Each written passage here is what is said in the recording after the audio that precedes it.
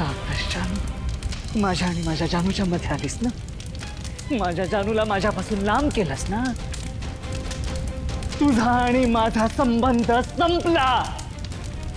We R finished जानू, we R finished. तू माझ्या आयुष्यात आता नाही आहेस. माझ्या आयुष्यातून तू लांब गेली आहेस. गुड बाय जानू, गुड बाय.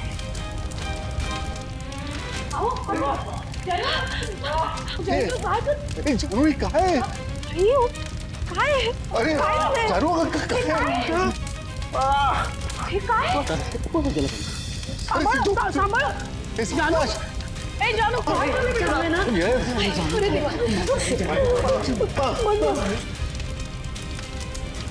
जयंतराव असे का बडबडताय? अगं मला सांग ना, काय झालंय? जानू का बोल ना, हे काय आहे? अगं जानू काय चाललंय, मला तर काही कळत नाहीये. जानू अगं त्या कटआउटला त्यांनी आग लावली होती, तुझा फोटो येतो. असं का वागतायत ते? जानू हात बघू. अगं हे हाताला काय झालं तुझ्या? जयंतनी केलं काही? नाही ताई, असं काहीच नाहीये. मग जानू तू आमच्यापासून काही लपवू नकोस. इथे आम्ही समजतोय की तू तुझ्या घरी सुखात आहेस, आनंदात आहेस, आणि हे आल्यावर काय बघायला मिळते आम्हाला? बाळा बोल ना, काही झालंय का? नाही तू नाही सांगत ना? जयंतरावांना विचारणार मी, त्यांना माझ्या प्रश्नांची उत्तर द्यावीच लागतील. अगं थांब ना तू, आता त्यांना काही विचारू नकोस. अगं अवस्था बघ ना त्यांची, त्यांना काय होतंय मलाही कळत नाहीये. सतत त्या कटआउटशी बोलतात आणि मी सारखं काही विचारायला गेले ना तर माझ्यावर पण चिडतायत. अगं जानू, पण तू आम्हाला सांगितलं का नाही सगळं? अगं ताई, कारण मला असं वाटलं होतं की थोड्या दिवसात बरं वाटेल त्यांना, आणि जर का मी हे लगेच तुम्हाला सांगितलं असतं तर तुम्ही मला घरी घेऊन गेला असता. मला जयंत सरांना अशा अवस्थेत एकटं सोडायचं नव्हतं म्हणून नाही सांगितलं ग मी. जानू अगं असं काय करतेस तू? काहीतरी बोलायचं असतं. हे एवढं सगळं सहन का केलंस तू? बरोबर आहे काका तुमचं. आणि म्हणजे मला असं वाटतं की जयंतला जर इतका त्रास होतोय तर आपण डॉक्टरांकडे का नाही नेतो? त्याला हॉस्पिटलमध्ये पाहिजे भरती करूया, त्याला तिथे चांगली ट्रीटमेंट सुद्धा मिळेल. जान्हवी, मला खरंच कळत नाही की तू इतके दिवस इतकं सगळं का सहन करत होतीस. काका ऐका ना, मी वरतीच थांबतो जयंतपाशी, तो एकटा आहे तिकडे. हो चालेल जा. हेच तर हवं होतं मला जयंत. आता थोड्याच वेळात तू कायमचा हॉस्पिटलमध्ये जाणार आहेस.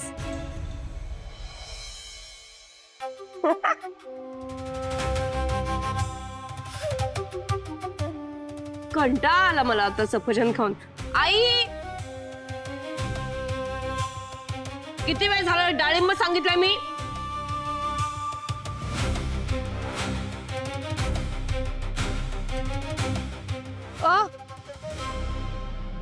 कुठे निघालात? सांगितलं का मी जायला?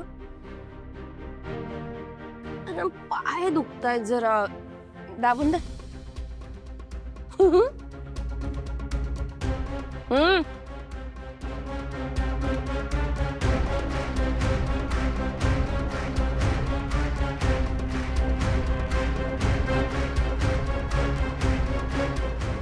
झालं का?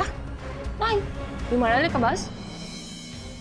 गॅसवर दूध ठेवलंय, दूध ओतू गेलं तरी चालेल, फरक पडत नाही मला. पाय दाबा, पाय दाबा.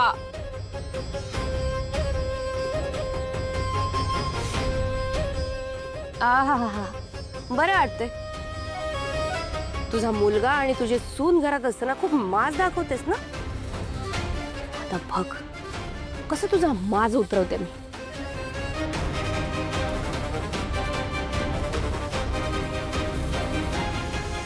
तुझ्या मनाला येईल तसं तू वागत राहा नीलांबरी. पण तुझ्या पाठीशी तुझं पद असेल तर माझ्या पाठीशी माझी सून आहे.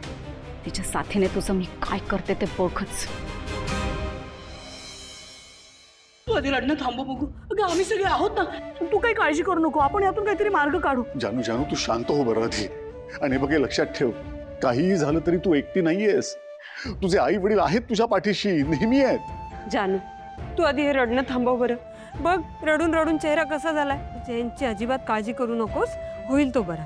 सिद्धू, जयंत कसा आहे रे? शांत झालाय का आता? नाही ना अजूनही तो थोडा हायपरच आहे.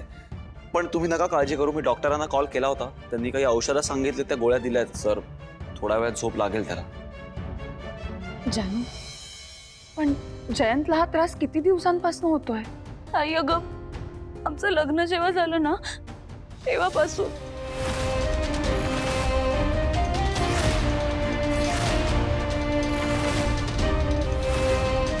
जानू, लग्न झाल्यापासून हे अगं पण मग तू सांगितलं का नाहीस आम्हाला?